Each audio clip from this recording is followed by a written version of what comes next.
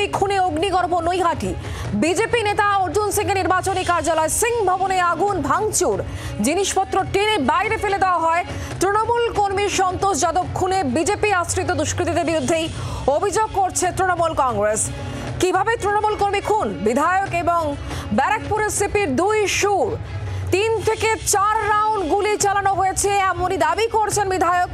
BJP আশ্রিত দুষ্কৃতীদের বিরুদ্ধে অভিযোগ বিধায়ক সনদদের।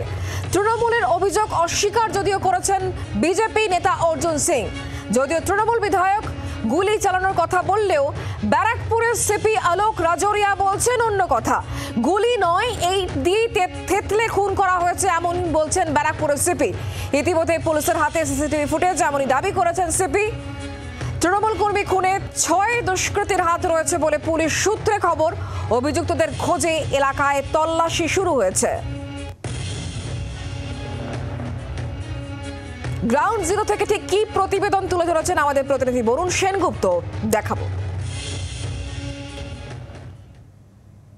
ভর দুপুরে তৃণমূল নেতা খুন নৈহাটিতে, আর তার বহিঃপ্রকাশ হিসাবেই এইভাবেই কিন্তু সিং ভবনে একেবারেই ভাঙচুর করে তাকে পুড়িয়ে দেওয়া হলো। একেবারেই চারিদিকে কিন্তু একেবারে সেই চিহ্ন কিন্তু রয়ে গিয়েছে। ভেতরে পুরো ভাঙচুর করে দেওয়া হয়েছে সিং ভবন। কারণ হিসাবে এইটা হচ্ছে সাংসদ, যখন সাংসদ অর্জুন সিং ছিলেন তার কার্যালয় ছিল, সেটা কিন্তু একেবারেই সবাই জানে এবং বিভিন্ন সময় বিজেপির বিভিন্ন কার্যকলাপ কিন্তু এই সিং ভবন থেকেই হয়। ঠিক সেই কারণেই আজকে তৃণমূলের যারা কর্মী রয়েছেন তারা আসেন, এসে কিন্তু এই ধরনের ঘটনা ঘটান। যদিও পার্থভূমিকের তরফ থেকে জানানো হচ্ছে যে এটা শুধুমাত্র খুনের বহিঃপ্রকাশ।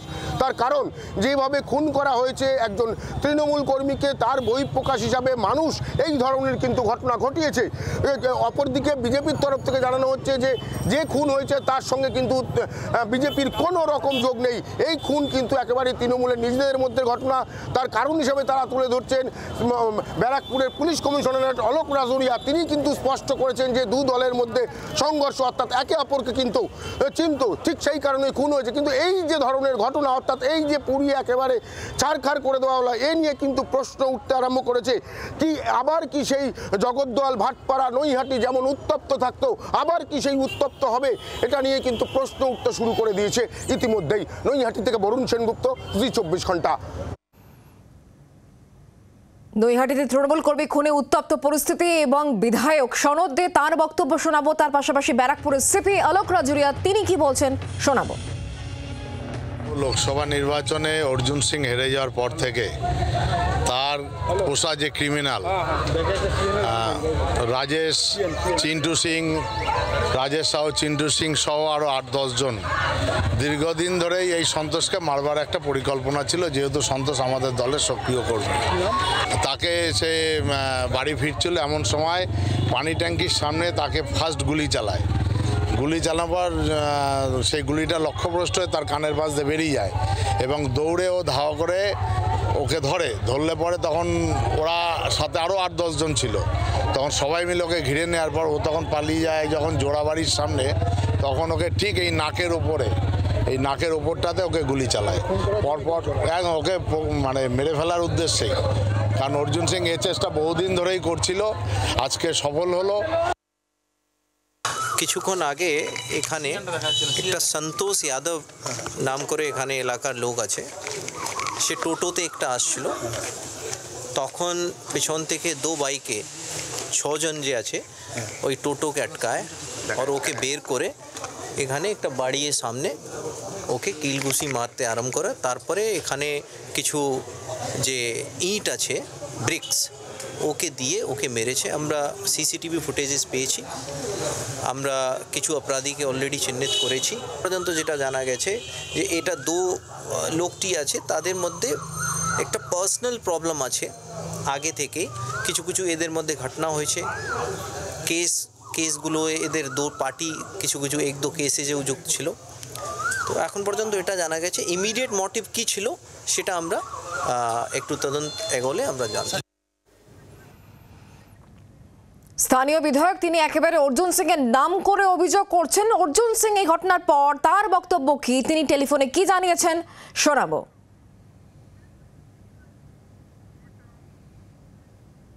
সারা বাংলায় তৃণমূলকে খুন করে যাচ্ছে, গুন্ডারা তৃণমূল নেতারা খুন করছে, গুন্ডারা পুলিশকে খুন করছে, মহিলাকে কুপিয়ে মেরে দিচ্ছে।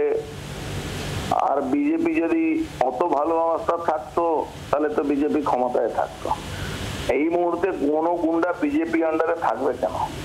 আসলে এই লড়াইটা 2 বছর আগে থেকে এই ছেলেটা গুলি মেরেছিল এই সন্তোষ যাদব, যে আজকে ওকে মেরেছে, রাজেশ না কি নাম আছে, 2 বছর আগে গুলি মেরেছিল, বেঁচে গেছিল, পুলিশ কোনো অ্যাকশন নেয়নি। ওখানে গৌরীপুর জুট মিলে এই পার্শ্বভূমিক সনদদের লোকেরা ওখানে এই জমিগুলো লুট করে বিক্রি করে। তৃণমূলের পক্ষে কোনো ক্রিমিনাল যদি ওখানকার লোকাল এমএলএ হোক বা চেয়ারম্যান হোক তাদের সাপোর্টার হলে তারা কিন্তু তার উপরে অ্যাকশন নেয় না। এই যে অ্যাকশন না নেওয়ার জন্য আজকে এই সাহসটা হয়েছে। তৃণমূলের পার্শ্বভূমিক যিনি সাংসদ আছেন ওখানকার যে এমএলএ আছে সনদে, এই দুজন মিলে পুরো ল অ্যান্ড অর্ডার খারাপ করার জন্য এদের নিজেদের মধ্যে তোলাবাজি, জমি বিক্রি করা নিয়ে খুন হলো। এই খুনটাকে ঘোরাবার জন্য যেরকম অজয় প্রসাদের খুন করিয়েছিল এরা ওই নৈহাটি কলেজের সামনে, এই ঘটনাটাকে ঘোরাবার জন্য এটা বিজেপি ঘাড়ে চাপিয়ে বিজেপি 2-4টা কর্মীর বাড়ির সামনে আগুন ধরিয়ে দিয়েছে। আমাদের একটা পার্টি অফিস হয়ে মাঝে মাঝে সেইখানে ওদের ভাঙচুর করে জিনিসপত্র বের করে আগুন ধরিয়ে দিয়েছে। আমরা পুলিশ প্রশাসনকে বলেছি পুলিশ না হলে যে লড়াই লড়তে হবে সে লড়াই আমরা লড়ব। তৃণমূল কর্মী খুনের পর ব্যারাকপুরের সাংসদ পার্থ ভৌমিক তিনি এই বিষয়ে ঠিক কি জানাচ্ছেন শোনাবো। অর্জুন মার্ডার করে বেড়াবে, ওর এই খুনের রাজনীতি কতদিন ব্যারাকপুরে চলে আমরাও দেখবো, ব্যারাকপুরের মানুষও দেখবে। খুন করেছে তৃণমূলের একজন কর্মীকে। আপনার সংবাদ মাধ্যমের কাউকে যদি কেউ খুন করে আপনাদের কোনো বেদনা কিংবা তার কোনো বহিঃপ্রকাশ হবে না? অর্জুন তৃণমূলের একটা সলিড ছেলেকে খুন করেছে আজকে বিকেল বেলা। অর্জুন সিং আমি তো দেখতে চাই ও কত বড় মস্তান, কত বড় ক্রিমিনাল। ব্যারাকপুরের মানুষ এবার দলবদ্ধভাবে মজদুর ভবনে যাবে। এই গোটা ঘটনা নিয়ে এখনো পর্যন্ত আরো কি কি জানা যাচ্ছে এবং কেন বারবার করে ব্যারাকপুর শিল্পাঞ্চল উত্তপ্ত হচ্ছে, পুরো বিষয় নিয়ে আমরা জানবো, কথা বলবো। বরুণ সেনগুপ্ত এই মুহূর্তে আমাদের সঙ্গে রয়েছেন, আমাদের প্রতিনিধি টেলিফোন লাইনে। বরুণ, বারবার করে আমরা দেখতে পাচ্ছি ব্যারাকপুর শিল্পাঞ্চল উত্তপ্ত হচ্ছে, আর এই সন্তোষ যাদব খুনের পর যেটা অর্জুন সিং অভিযোগ করছেন যে জমি লুট করা হচ্ছে, তোলাবাজির অভিযোগ তোলা হচ্ছে, এখানে এই যে একের পর এক রাজনৈতিক হিংসার ছবি আমরা দেখছি, এর পেছনে কি ঠিক অঙ্ক কাজ করছে, কি রাজনৈতিক অঙ্ক রয়েছে যার ফলে উত্তপ্ত হচ্ছে বারবার ব্যারাকপুর?